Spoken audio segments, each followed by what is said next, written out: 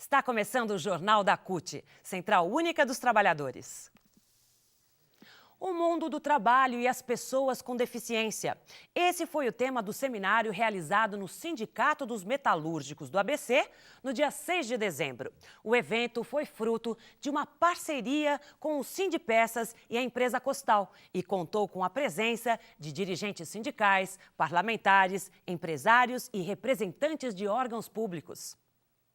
Diversos temas foram abordados ao longo do seminário, como, por exemplo, a questão da acessibilidade e, principalmente, a importância da inclusão das pessoas com deficiência no mercado de trabalho. Saudar a iniciativa do governo federal em lançar um plano para as pessoas com deficiência. E nos quesitos de acessibilidade, diga-se de passagem, hoje, 6 de dezembro, é o Dia Nacional de Acessibilidade, da luta pela acessibilidade, das cidades com acessibilidade, transporte, que é uma das principais barreiras para as pessoas com deficiências e se introduzirem na sociedade, conquistar emprego, a educação, etc. Então essa barreira é fundamental. Nós saudamos o plano. Nesse sentido e alguns outros aspectos. Esse é o principal aspecto, a questão da acessibilidade. Mas para nós um aspecto também fundamental no plano, cujo aspecto nós discordamos, é a questão da educação. Né? Porque a educação e trabalho estão relacionalmente, estão entrelaçadas. Sabe? Se tiver educação, tem garantia de mercado de trabalho. Um dos grandes desafios da gente é fazer com que as empresas, não só do ramo metalúrgico, mas todos os ramos, compreendam a importância de estar contratando e fazendo as modificações para poder receber a pessoa com deficiência, né? O trabalhador com deficiência. A lei de cota é a 8.213, que ela fala que as empresas, não só as empresas, têm que contratar, que tem no seu quadro de 100 a 1.000, acima de 1.000 funcionários, tem que contratar de 2% a 5%. Né? De 100 a 200 é 2%. De 201 a 500, 3%. As empresas que têm de 501 a 1.000 funcionários têm que contratar 4%. E acima de 1.000, independente do número, 5%. Porém, a gente entende que a lei de cota ela é apenas uma política afirmativa. Eu acho que estamos trabalhando no sentido para que no futuro não precise contratar só por causa da lei de cota, mas sim porque a pessoa com deficiência tem potencial profissional, tem qualidade no sentido de se desenvolver como profissional, independente da área. Representantes da OIT e do CONAD, o Conselho Nacional dos Direitos de Pessoas com Deficiência, fizeram questão de elogiar a iniciativa, apontando para a necessidade de garantir os direitos desses trabalhadores e trabalhadoras. Bom, a OIT tem algumas normas internacionais, né, normas que foram votadas nas conferências internacionais do trabalho, sobre o trabalhador com deficiência, tá? Tem inclusive uma convenção que trata da reabilitação dos acidentados de trabalho, enfim, dos incapacitados momentaneamente e das pessoas com deficiência. E tem uma recomendação também que trata de como é que deve ser tratado o trabalhador com deficiência no local de trabalho, a respeito disso. E isso tem orientado as legislações dos diversos países no mundo, né? Inclusive a brasileira, porque o Brasil ratificou essa convenção, que é a Convenção 159 da OIT, que trata da reabilitação de pessoas e pessoas com deficiência. O CONAD é o Conselho Federal, né, que tem por finalidade debater políticas públicas para a pessoa com deficiência e fazer o monitoramento dessas políticas em nível federal, né? Ver se elas estão efetivamente sendo aplicadas. Ele é um conselho paritário, onde 19 membros são representantes de entidades de sociedade civil e 19 membros são representantes do governo. O evento de hoje é um avanço muito grande, promovido pelo Sindicato dos Metalúrgicos do ABC. Esse sindicato é um dos que estão à frente nessa organização das trabalhadoras e trabalhadores com deficiência. Porque a gente sabe que nos últimos 10 anos, mesmo que hoje ainda falte muitos trabalhadores com deficiência para que se atinja a cota, esse número aumentou em grande número dentro das empresas e das fábricas. Esse evento tem por objetivo discutir como melhorar essa organização desses trabalhadores e como aprimorar as reivindicações desse segmento para que os sindicatos, posteriormente, possam estar inserindo essa discussão através de suas minutas de reivindicações em cláusulas que venham a garantir direito desses trabalhadores. Esse é um tema muito importante para a vida.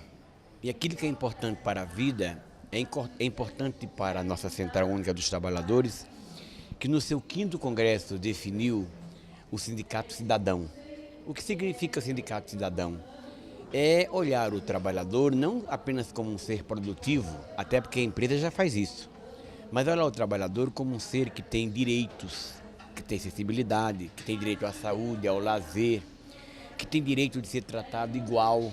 Nesse contexto, entra esse debate, entra esse seminário. Fiquei feliz com a presença da CUT aqui do sindicato, junto com os empresários, e buscando aperfeiçoar, trocando experiência. Afinal de contas, não tem ninguém melhor do que ninguém. Tem gente, nós somos diferentes, mas ninguém é melhor do que ninguém. O relator do Plano Nacional de Educação, PNE, na Câmara Federal, deputado Ângelo Vagnoni, do PT do Rio Grande do Sul, defendeu proposta de 8% do PIB para a educação no prazo de 10 anos. Quem comenta é José Celestino Lourenço, o Tino, secretário nacional de formação da nossa central. Bom, a gente vem fazendo um debate histórico desde quando nós iniciamos as conferências municipais de educação, que culminou em 2010, na Conferência Nacional de Educação. E nós comprovamos que nós deveríamos fazer várias correções do Plano Nacional de Educação 2001 até 2010, para que esse novo plano não se transformasse em uma nova peça de ficção. E nesse sentido, nós fizemos correções, por exemplo, ao tamanho de metas, ao tamanho das estratégias. Então nós estabelecemos 20 metas, 170 estratégias e depois nesse processo, no Congresso Nacional, resultou na apresentação de 2.915 emendas. Ocorre que, para a gente materializar um Plano Nacional de Educação condizente com a qualidade de que a educação brasileira tem que ter, com investimento público na educação pública para uma educação de qualidade, os 10% são o montante que materializam todas essas estratégias. Do contrário, nós não saberemos como definir quem vai poder ser atendido e quem não vai. A educação infantil, o ensino médio, o ensino superior e por aí vai. Portanto, não nos satisfaz essa discussão que foi feita, inclusive, com o governo, de que concorda com até 8%, porque no final das contas nós deixaremos de atingir as metas que nós estabelecemos para todo o conjunto, níveis, modalidades e etapas da educação brasileira. Portanto, se nós queremos que nós tenhamos lá no final do processo uma educação de qualidade com investimento, é necessário que sejam garantidos os 10% para o PNE, um Plano Nacional de Educação que condiza com o Brasil que nós queremos e com a educação que nós queremos, não a que nós temos. Um dos países mais atingidos pela crise europeia é Portugal. No dia 24 de novembro, uma greve geral de protesto contra as restrições econômicas paralisou o país. Nós conversamos com Manuel Carvalho da Silva, secretário-geral da Confederação Geral dos Trabalhadores Portugueses, intersindical nacional, que fez várias críticas ao comportamento da imprensa.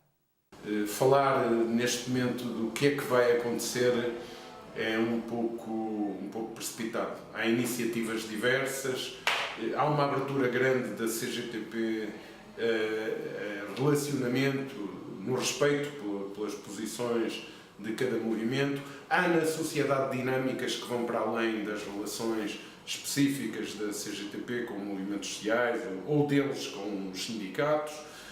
Mas, portanto, como disse, é um percurso a fazer, não é uma coisa que esteja em condições de fazer uma previsão do que pode acontecer em concreto. Mas eu ia dizer que os grandes meios de comunicação social pertencem a grandes grupos económicos e a sobrevivência dos grandes meios de comunicação social é total em relação à publicidade.